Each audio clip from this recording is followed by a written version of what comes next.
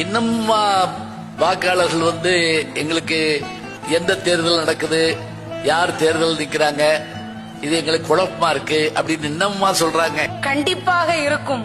அதற்கு சான்று கண்முன்னே இருக்கிறார் ஐயா சீமான் அவர்கள்.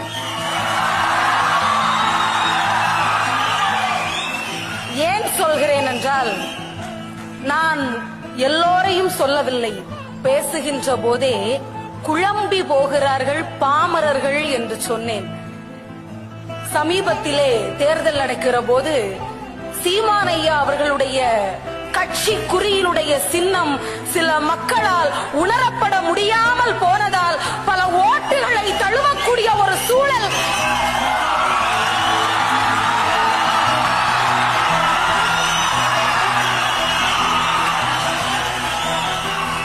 இதே தமிழ்நாட்டில் தானே நடந்தது.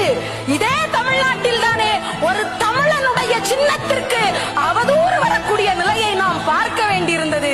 இதைவிட பெரிய சான்று பாமரர்கள் குழம்பி போவதற்கு தேவைப்படுகிறதா?